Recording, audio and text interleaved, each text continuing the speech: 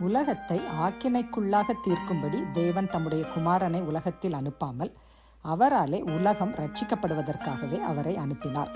கர்த்தர் உங்களுடைய வாழ்க்கையில உங்களை கண்டம் பண்றதுக்காக வரல, உங்களை ஆக்கினைக்குள்ளாக தீர்க்கும்படியாக வரல, உங்களை குற்றவாளியா தீர்க்கும்படியாக வரல, உங்களுக்கு தகுதி இல்லை அப்படின்னு சொல்லி உங்களை புறக்கணிக்கிறதுக்காக வரல. கர்த்தர் உங்களை ரட்சிப்பதற்காகவே உங்கள் வாழ்க்கையில் வந்தார்.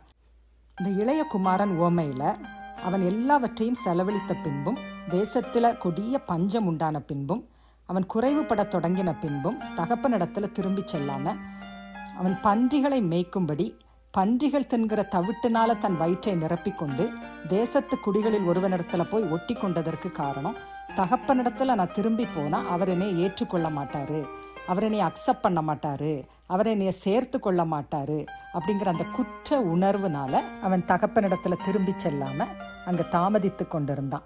தனக்கு தகுதி இல்லை அப்படின்னு அவன் நினைச்சிட்டான். இன்றைக்கு நீங்களும் கூட ஏதோ ஒரு குற்ற உணர்வுனால கர்த்தரிடத்துல திரும்பி செல்லாம தாமதித்து கொண்டிருப்பீர்களானால் இன்றைக்கு அவருடைய பிரசனத்துக்கு திரும்பி செல்லுங்க.